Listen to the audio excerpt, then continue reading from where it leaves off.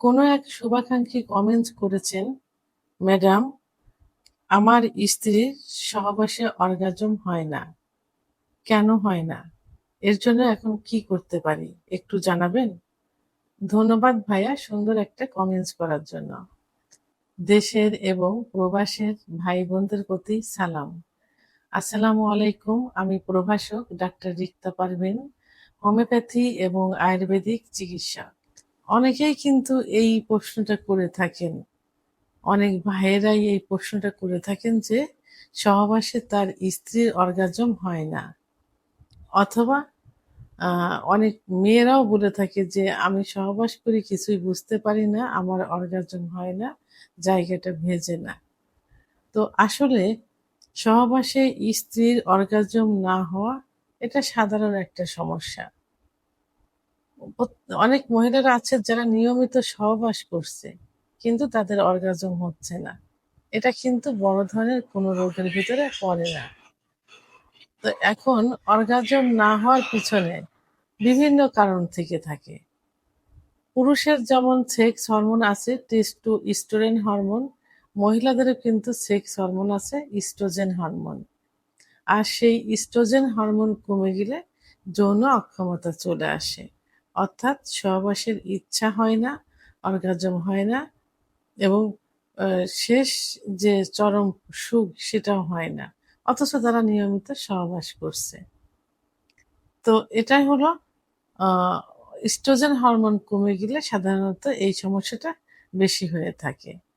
এবং এর সঙ্গে কিছু সমস্যা কারণ রয়েছে, যেমন পর্যাপ্ত পরিমাণে ফোরপ্লে না করলে। কারণ মহিলাদের সেক্স কিন্তু লুকায়িত থাকে।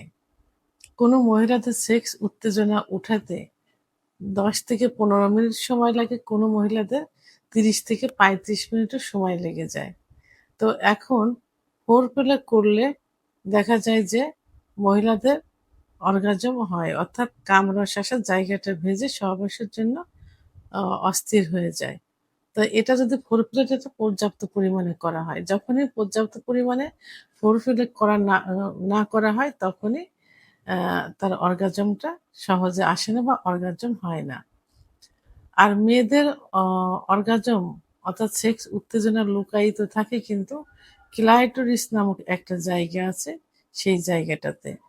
সেই ক্লাইটোরিসের উদ্দীপনা ওঠাতে একটু সময় লাগে। সেখানে পর্যাপ্ত পরিমাণে স্পর্শ করতে হয়, হাত দিতে হয়, এবং এমনকি পেনিসের অর্থাৎ পুরুষাঙ্গের ঘর্ষণও দিতে হয়।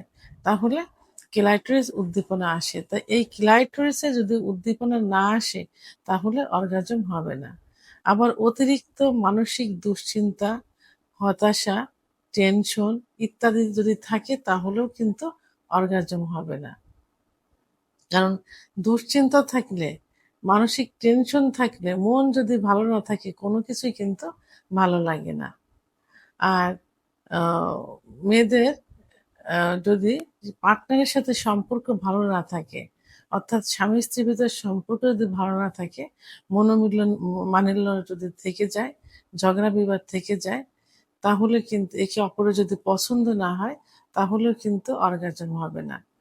খাবারের রুটিন যদি ঠিক না হয়, যদি বাইরের খাবার, পিজ্জা, বার্গার এই খাবারগুলো খেয়ে থাকে, তাহলে ইস্ট্রোজেন হরমোন কিন্তু উৎপন্ন হয় কম। এজন্য এই বাইরের খাবারের প্রতি যাদের আ আগ্রহটা বেশি থাকে, তাদের কিন্তু অর্গাজমটা হয় না। এবং আ ঘুম ঠিকমতো না হওয়া, যদি সবসময় একটা হতাশ ভাব থাকে, রাত্রে ঘুম না হয়, ঘুম না হলে কিন্তু সারাক্ষণ ক্লান্তি, ক্লান্তি ভাব আসে, কোনো কিছুই ভালো লাগে না। তো ঘুম ঠিকমতো না হলেও কিন্তু অর্গাজম হবে না। আবার কিছু ওষুধের পার্শ্ব প্রতিক্রিয়া আছে, যেমন ডিপ্রেশনের ওষুধ, ঘুমের ওষুধ ইত্যাদি ওষুধ খেলেও ইস্ট্রোজেন হরমোনটা কিন্তু তৈরি হতে আ বাধাগ্রস্ত হয়। যে কারণে অর্গাজম হবে না। আবার কিছু, কিছু মেয়েরা নেশার অভ্যস্ত থাকে, ধূমপান, মদ্যপান করে থাকে, ড্রাগ নিয়ে থাকে, এগুলো করলেও কিন্তু অর্গাজম হবে না। এবং কিছু রোগ, যেমন ডায়াবেটিস, উচ্চ রক্তচাপ, হার্টের সমস্যা, কোলেস্টেরল ইত্যাদি যদি রোগ থেকে থাকে এবং সেগুলো যদি কন্ট্রোলে না থাকে তাহলেও কিন্তু অর্গাজম হবে না। তাহলে এই যে কারণগুলো বললাম, এই কারণে মেয়েদের অর্গাজম হয় না, অথচ তারা নিয়মিত কিন্তু সহবাস করছে। সহবাসে তাদের জায়গাটা ভেজে না, পিচ্ছিল হয় না, সবসময় শুষ্ক থাকে। তখন মনোমালিন্য দেখা যায়। তখন স্বামী-স্ত্রীর সম্পর্কও কিন্তু অবনতি চলে আসে। আর এভাবে স্বামীরা কিন্তু আস্তে, আস্তে তাদের স্ত্রীর থেকে দূরে সরে যায়, পরকীয়ায় লিপ্ত হয়। তো এখন অর্গাজম ঘটাতে হলে কি করতে হবে? সর্বপ্রথম আ তাকে একজন অভিজ্ঞ সম্পন্ন রেজিস্টারকৃত ডাক্তারের শরণাপন্ন হতে হবে। অবশ্যই একজন হোমিওপ্যাথি আয়ুর্বেদিক ডাক্তারের শরণাপন্ন হতে হবে। কারণ একমাত্র হোমিওপ্যাথি আয়ুর্বেদিক চিকিৎসাতেই কিন্তু পার্শ্ব প্রতিক্রিয়া মুক্ত চিকিৎসা দেওয়া সম্ভব। ডাক্তার কিছু পরীক্ষা-নিরীক্ষা করবেন। পরীক্ষা করার পরে কনফার্ম হওয়া যাবে যে তার ইস্ট্রোজেন হরমোনটা কি পরিমাণ আছে, প্রোলাক্টিন হরমোনটা কি পরিমাণ আছে, দেখে তাকে চিকিৎসা দিবেন। এবং তার ডায়াবেটিস, উচ্চ রক্তচাপ এগুলো নিয়ন্ত্রণাধীন আছে কিনা সেগুলো চেক আপ করবেন। এগুলো নির্দিষ্ট একটা মেয়াদকালীন চিকিৎসা দিবেন। এগুলো খাইলে ইনশাআল্লাহ উনার সেক্স হরমোন, এস্ট্রোজেন হরমোন বেড়ে যাবে এবং মানসিক সমস্যা থাকলে সমস্যাগুলো সমাধানের জন্য ডাক্তার কিছু পরামর্শ দিবেন। প্রয়োজনে লিস্টের শরণাপন্ন হতে হবে। এরপরে কি করতে হবে? পর্যাপ্ত পরিমাণে ফোরপ্লে করতে হবে। অর্থাৎ সহবাসের পূর্বে ১০ থেকে ১৫ মিনিট এমনকি আধা ঘন্টা ফোরপ্লে করতে হবে। ক্লাইটোরিস উত্তেজিত করতে হবে, অর্থাৎ স্পর্শ করতে হবে। দুশ্চিন্তা থাকলে, মানসিক টেনশন থাকলে সেগুলো দূর করতে হবে। স্বামী-স্ত্রীর মধ্যে যদি সম্পর্কের অবনতি থাকে সেগুলো দূর করতে হবে। নিয়মতান্ত্রিক খাইতে হবে এবং ঘুমোতে হবে। আর ডায়াবেটিস, উচ্চ রক্তচাপ থাকলে নিয়ন্ত্রণ রাখতে হবে। ধূমপান, মদ্যপানের অভ্যাস থাকলে সেগুলো থেকে দূরে সরে যেতে হবে। সর্বোপরি কি করতে হবে? ব্যায়াম করতে হবে। কেগেল এক্সারসাইজ করতে হবে। প্রয়োজনে আ যোগ ব্যায়াম করতে হবে। YouTube চ্যানেল সার্চ দিলে এটা পাওয়া যাবে। সেহেতু স্ত্রীর অর্গাজম হচ্ছে না, এটা নিয়ে কোনো টেনশন করা যাবে না। তাকে খাওয়াতে হবে দুধ, ডিম, খেজুর, কাজু বাদাম, মধু, ঘি এই জাতীয় খাবারগুলো খাওয়াতে হবে। সম্পর্কের উন্নয়ন করতে হবে। ডাক্তারের শরণাপন্ন হতে হবে। এটা কোনো বড় ধরনের রোগ না। এটা মানসিক সমস্যা এবং হরমোনের কিছু সমস্যা। হরমোন ঠিক হয়ে গেলে এটা ঠিক হয়ে যাবে ইনশাআল্লাহ। সঠিক ডাক্তারের পরামর্শ নিন।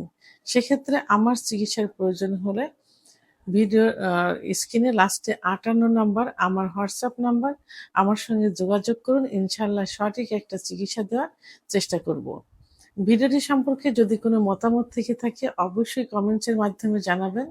আর ভিডিওটি ভালো লাগলে লাইক, কমেন্ট, সাবস্ক্রাইব করে আমার সঙ্গে থাকুন। আল্লাহ হাফেজ।